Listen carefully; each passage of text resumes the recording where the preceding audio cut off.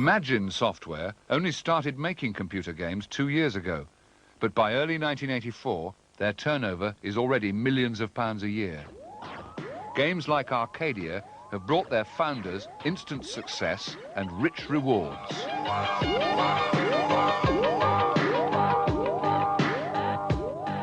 Mark Butler is just 23. But fast cars are the style for everyone at Imagine, and fantastic salaries for the star programmers. I used to go outside and spend my money, get on the bus and ride. I used to go out dancing, put on my high heel shoes, get in my short black Chevy, go on the downtown cruise. Publicity and image have become as important a part of the business as the games. With money to spend, they can indulge in the kind of pleasures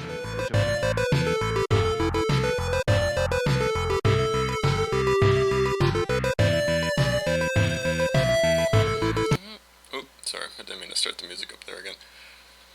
Let's turn that off. Let's turn that music off. Let's turn me on. Yeah, I still don't know how to use studio mode. I'm gonna learn how to do it this weekend, then I won't have to do stuff on the fly like this. But I thought I would do a little stream today. I'm very ill prepared for it as usual. I should have probably looked up some research for this, just because I am gonna play a little bit of an old game, an old indie game today, which is an old favorite of mine, and we'll get into some reasons for that in a sec. But yeah, there's some details about it that I don't have that I sort of wish that I had, and if I had looked into this more before the stream today, I would have some better answers for that. But let me just get it up on the screen here in some capacity. I'm gonna look on my D drive. Wait, I forget where I saved this.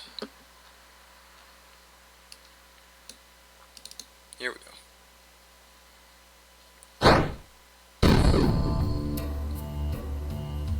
So, there it is. Now I just gotta move it around a bit. Actually, let's change the options a bit here.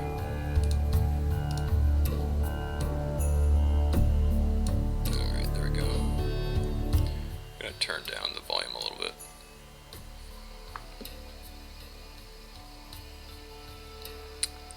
And set my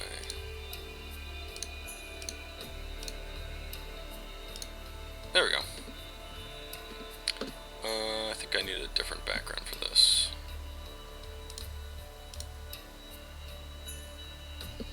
Hold on. The wonders of not using studio mode. Okay, so hold on here. Trying to remember all of my OBS commands. Let's shrink down Goto there so that he's a little bit smaller. Let's try to grab this without screwing it up. There we go. Beep. Alright, so Puzzle Depot. A little bit of a different game. Hold on. Once I get this going here, I need to figure out how I'm going to actually look at chat while playing this, but yeah, I can reduce my volume a little bit here.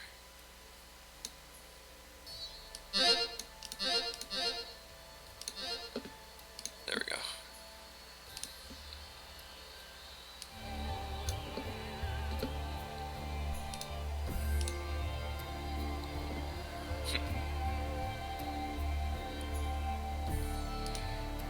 Alright, so, yeah, this is an older indie game made by a little studio called Laughing Manatee Games, which is principally this guy. I can't remember his name. I believe he is German. His name is Otto something. I can't remember his last name. But he and I believe his partner or his wife, I'm not sure if they're married or not, they made this game called Puzzle Depot, and they it's another TIG source. It's another TIG source oldie. they kickstarted it at some point, but the reason I was saying earlier that I wanted to kind of do some more research on this is that I'm not sure if they ever actually finished this game. It might be sort of a long, suffering project that didn't really get 100% finished, because he had a very big, bold idea for this game. I think he originally prototyped it in some sort of ASCII text, I don't even know what you'd call it, like framework or like engine or whatever. Can't remember which one it was, but he eventually made it into its own little standalone game here. And when he was first working on the project, when he was really just trying to develop the demo and sort of the vertical slice and stuff like that, it was very interesting. You can see here in this menu there's like custom world and world editor. I'm not even really familiar with those. It didn't have those the last time that I played it. But what was cool was when he was originally running the Kickstarter, he was actually doing some cool stuff during that with the game to actually try to keep people interested in it and kind of get people excited during the Kickstarter period. So I won't explain that right now, just because it'd probably be best just to get into the game and actually start playing it before I start explaining more of the details like this. But maybe if I look at I could always just look at the credits and then we'd actually know what the hell is going on here. So yeah, there's Otto Germain.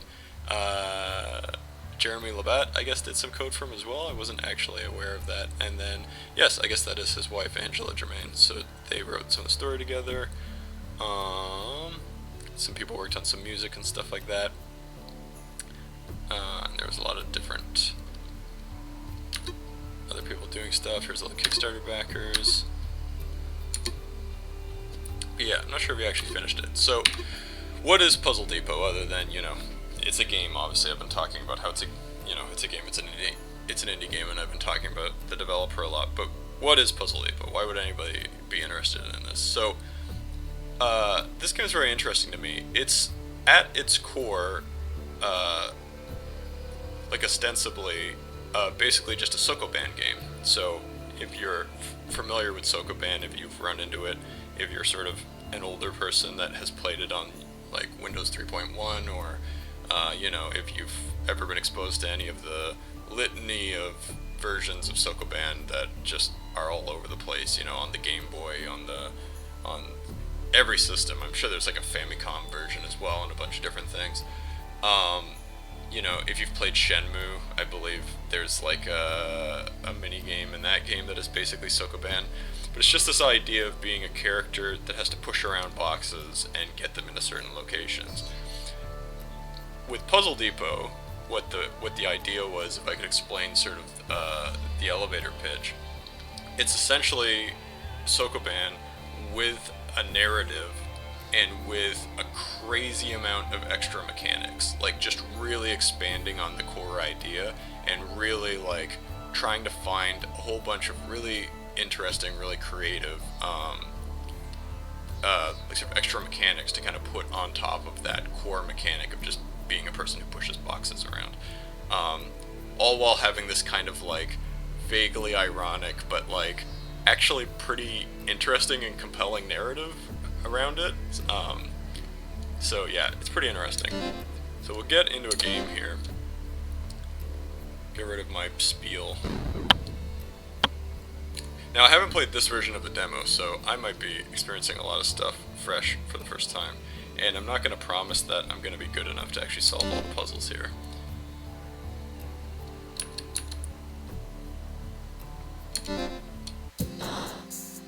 So, the Ludo narrative that the original Sokoban had, if it had any at all, was the idea that you are some sort of a warehouse worker who is pushing around these boxes, right? So very drab, very banal, sort of Ludo narrative to it, that I believe is how it fits into Shenmue. I haven't actually played Shenmue, to my everlasting shame. I didn't have a Dreamcast or anything, so I never played it. I should really get into it at some point. It seems like a fantastic game. But yeah, the whole idea with this was, how do we take the fact that you are a guy in a warehouse and make that interesting? Well, what if you were a guy who worked in a warehouse that is actually a sort of like Half-Life style laboratory that is working on something incredibly dangerous, and then while you are working in the warehouse and pushing around boxes, you know, a crazy cascade effect style catastrophe happens that then traps you in the future. So that is sort of the concept they were going with.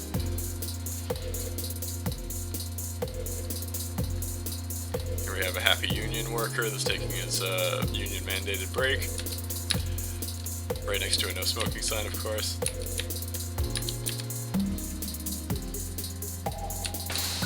Got some great little, you know, tutorial stuff going on here.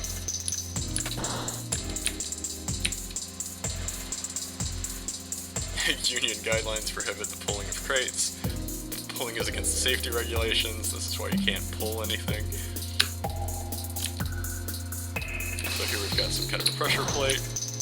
Got this guy over here we can talk to.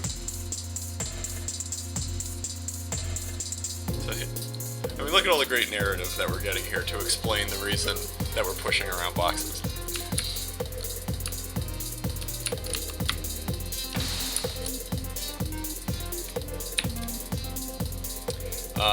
I also love how each of the screens has a name.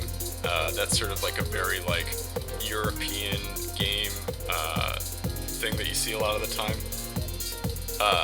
That for some reason, just on like the ZX Spectrum and the Amiga and stuff like that, like people loved naming every single screen of their game and showing you the name when you got onto it. I don't know why that was such a thing there, but you see it all the time. So here we have some different shaped boxes. We've got a barrel. I think I can actually kick this barrel. Yeah. So that's the other thing I can do. So already we're expanding on the Sokoban mechanics. I can't just push things, I can also kick them. And in the case of barrels, when you kick them, they'll turn on their side and they'll roll. So a different mechanic there. There's these little punch cards that you can grab. They're just sort of like a, you know, find them all, collect them all kind of thing.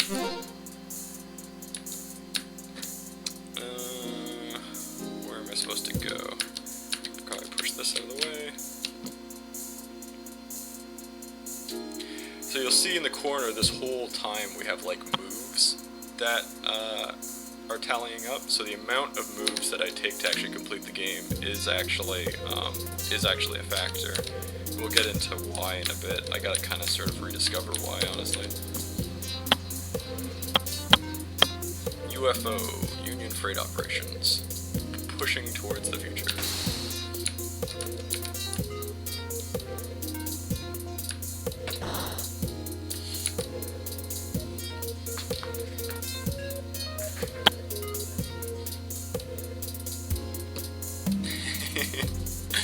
I love how all the characters in this really talk like people that are workers in a warehouse.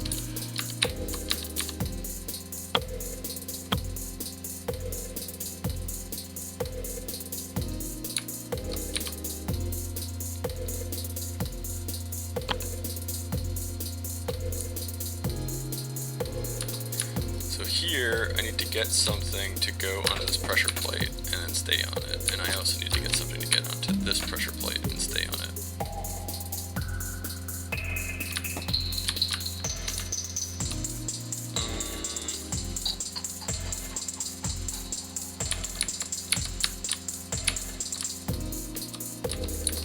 Just do that. So that's one way to solve that.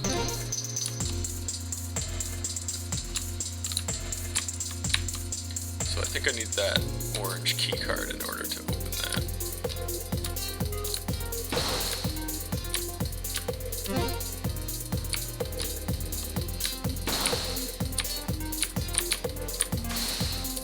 There we go. How will we ever get the red key card? Who knows?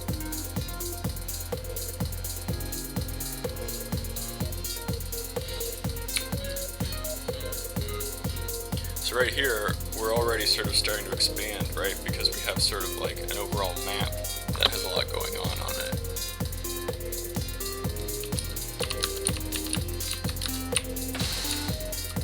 We don't want to put it there. I'm going to move this stuff out of the way. I might have to go around the other way or something. Unless, no, I think I can actually just push this box out of the way. Yeah, there we go.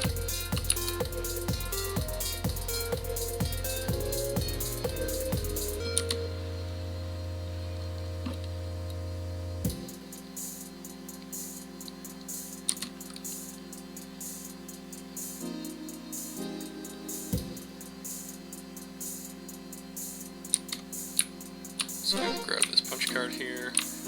Now we've got a branching path, right? Because I can go up here, but I can't open the door. Go over here. Here's some stuff over here. So this is sort of like the first, like, sort of little optional puzzle that you can run into.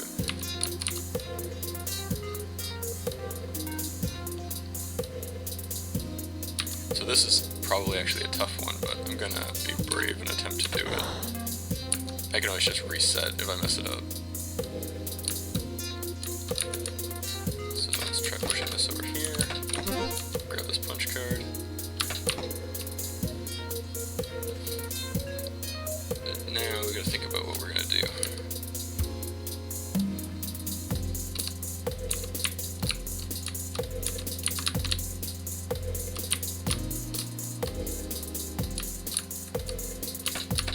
Push that over there.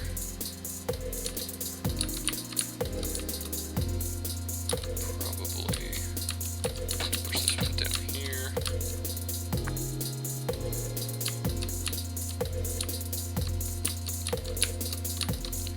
I'm using a lot of steps.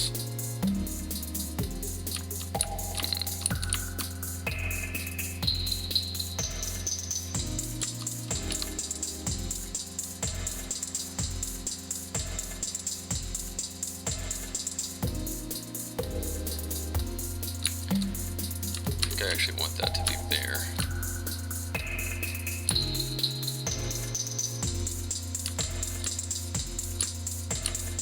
I could probably push this all the way over, yeah. The problem is I need to be able to, hold on. No, I've screwed myself. Yeah, I'm screwed. Shit.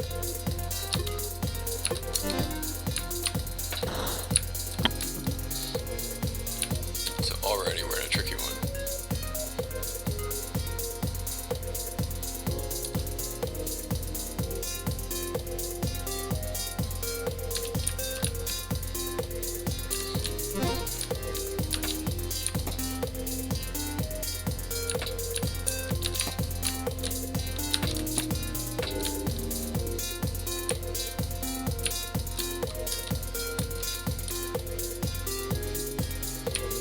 It's not gonna work.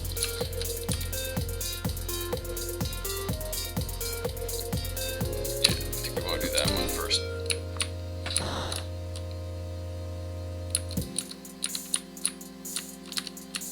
I think we definitely want to do that one first.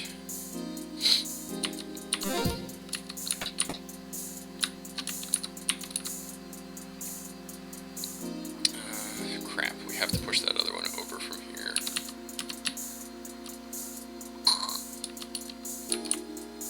Actually, you know what? If I push this like this, I can push this up. It's so hard to get these in the right spots.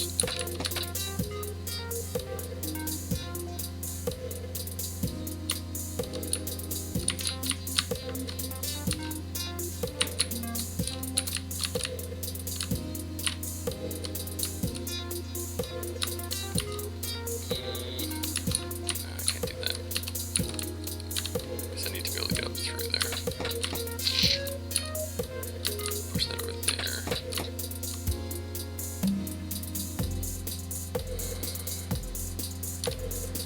I think that's fine.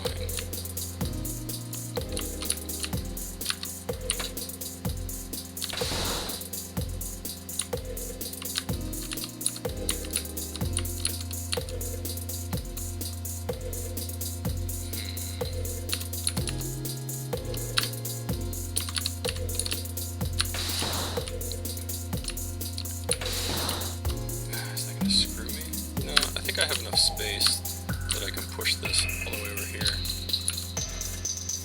The problem is I can't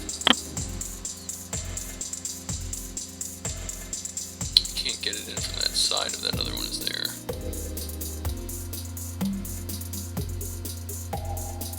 Huh. Maybe I have to do those ones first.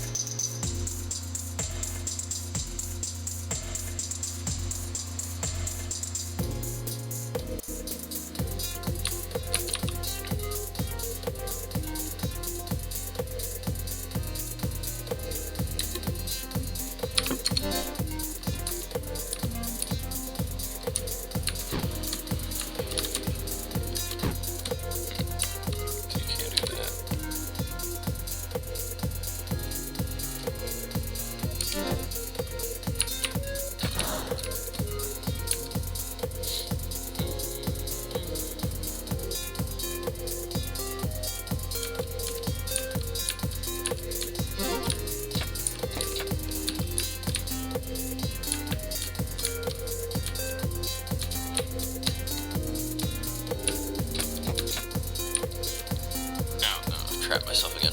Crap.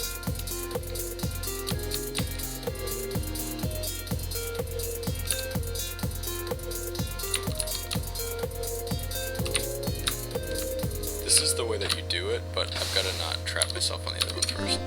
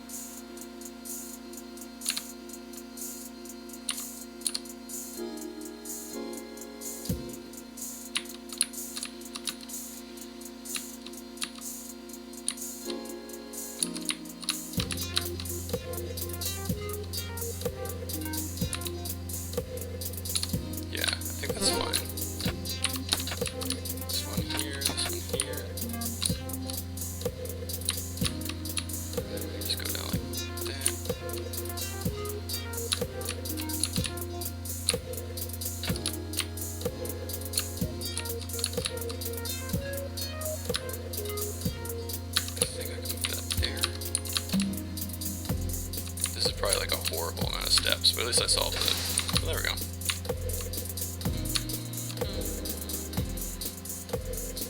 So that's kind of interesting because sort of the proof that I solved that is that I have the punch card, right? Because there's no way to get in here and get the punch card without also being able to get out. And if you reset, then you don't have the punch card, right? So that's sort of how they monitor, like, you know, have you done the optional ones, basically.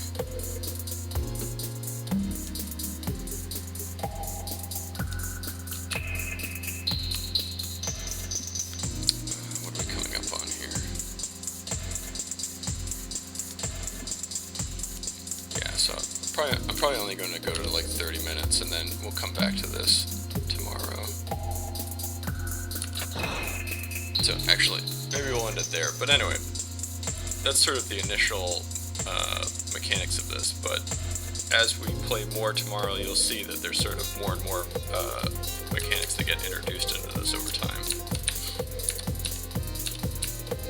Oh wait, I've already messed this up.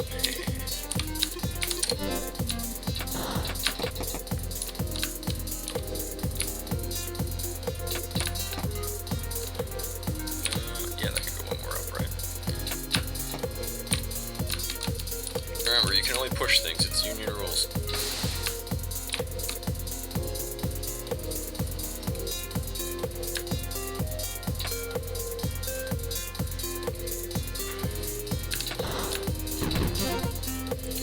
Look at this guy kicking stuff.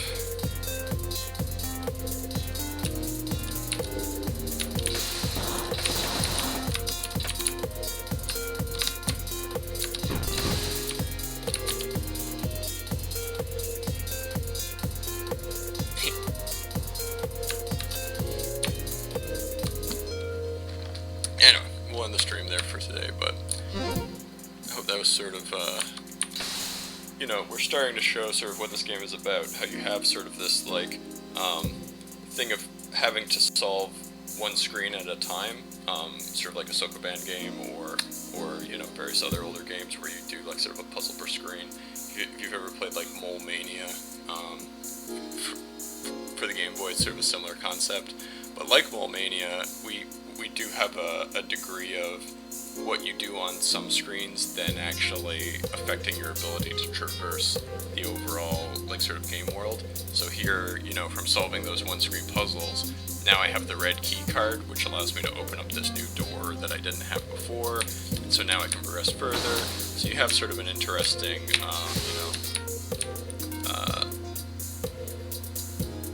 multi-layered thing like this, where we have,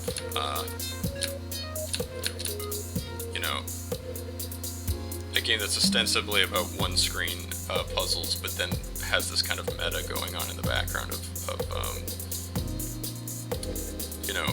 your overall progress and your overall ability to actually get access to new rooms in the first place, being reliant on you solving other rooms that came before them, and perhaps like even later on in the game figuring out like what order you even need to actually solve the individual rooms in to be able to progress, right? But we're only just scratching the surface of Puzzle Depot. There are many more mechanics to come, so we'll go into that next time.